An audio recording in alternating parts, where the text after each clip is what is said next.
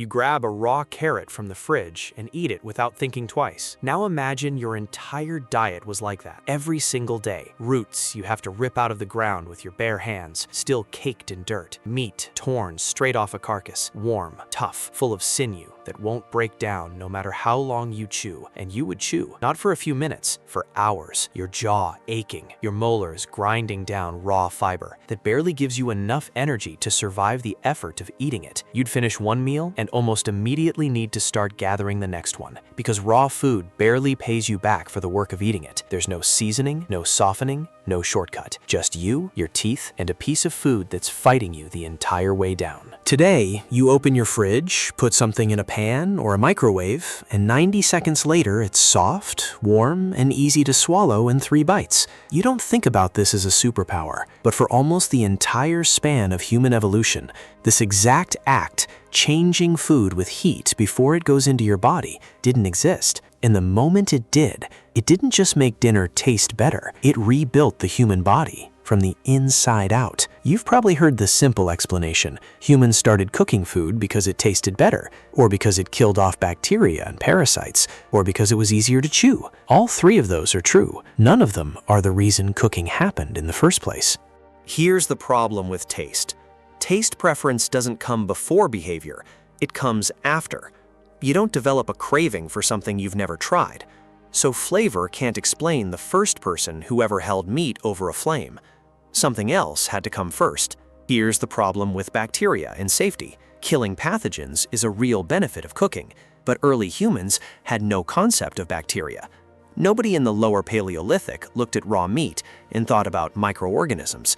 If disease avoidance were the driving force, we'd expect cooking to show up only in specific dangerous situations: spoiled meat, contaminated water. Instead, the evidence shows something much bigger: an entire species restructuring its biology around heated food, all the time, everywhere. And here's the problem with chewing. Yes, cooked food is softer, but softness is a side effect, not a cause, unless there was already massive pressure on the body to save chewing time. So the real question isn't why does cooked food taste better or feel easier, it's why did the human body need cooking so badly that it changed its own anatomy to depend on it? Let's look at the timeline, because this is where it gets strange. The genus Homo, our direct ancestors, split off from earlier hominins around 2.8 million years ago. And almost immediately, something unusual happened. Jaw size shrank, tooth size shrank, gut size shrank. This is documented across the fossil record of Homo erectus, appearing by around 1.9 million years ago. Their molars are noticeably smaller than earlier hominins, like Australopithecus, and their rib cages show a narrower, less barrel-shaped torso, which means a smaller gut. Here's the problem. Smaller teeth and a smaller gut are a massive disadvantage if you're eating raw food. A smaller gut can't extract as many calories from tough raw plants and meat. Smaller teeth can't process as much fibrous material per bite. In evolutionary terms, this should have been a death sentence, unless something else was already compensating for it. In 1999, Harvard primatologist Richard Wrangham proposed an answer that reframed the entire debate. He argued that cooking wasn't a lifestyle upgrade that came after big brains evolved. Cooking came first, and it's the reason big brains were even possible. Here's the logic. Cooking does something remarkable to food at a chemical level. Heat denatures proteins, unwinding their tight structure so digestive enzymes can break them down more easily. Heat gelatinizes starches, converting them into a form the body absorbs far more efficiently. In practical terms, cooking is pre-digestion. It does part of your digestive system's job before the food even reaches your mouth. Wrangham's research team measured this directly. Mice fed cooked meat gained meaningfully more weight than mice fed the exact same raw meat, same calories on paper, because raw food simply isn't extracted as efficiently by a digestive system.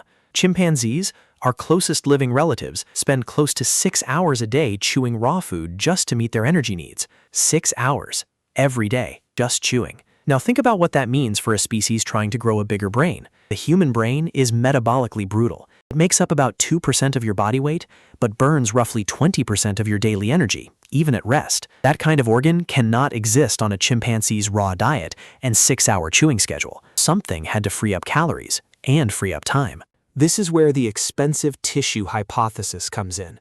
developed by anthropologists Leslie Aiello and Peter Wheeler in 1995. Their argument is that the gut and the brain are in metabolic competition. Both are expensive to run. Body can't easily afford to grow both at once. So when the human gut shrank, freed by the predigestion effect of kicking, spared energy had somewhere to go. It went to the brain. And the fossil timeline backs this up in an unsettling way. Homo erectus, the species with the first evidence of these smaller guts and smaller teeth, also shows the first major jump in brain size in the human lineage, up to roughly double the brain volume of earlier hominins. At Wonderwork Cave in South Africa, archaeologists have found burned bone and ash deposits dated to roughly 1 million years ago, some of the oldest strong evidence of controlled fire use anywhere in the world. At Gesher Benot Yaakov in Israel, researchers found clustered burned flint in seeds dated to around 790,000 years ago, in patterns that only make sense as a repeated, deliberate hearth, not a wildfire. Fire evidence and the anatomical evidence line up almost too well to be a coincidence. Species that started controlling fire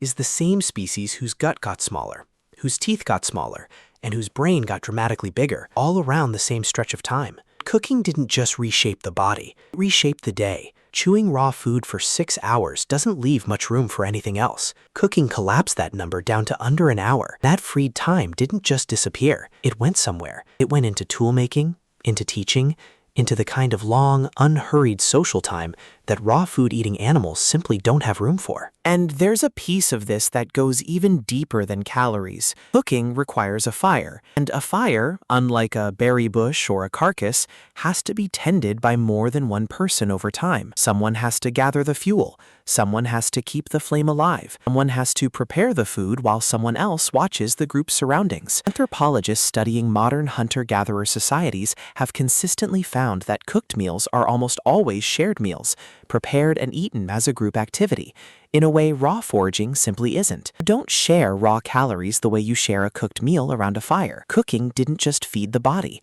it organized people around it. Some researchers, including Wrangham, have gone further and connected this to something even more fundamental: the emergence of pair bonding and food sharing between mates, the foundation of the family structure still recognizable in human societies today. A cooked meal became a resource worth defending, worth dividing fairly, worth building a relationship around. That's a very different social world than a chimpanzee troop of individuals chewing raw food alone in separate corners of the forest.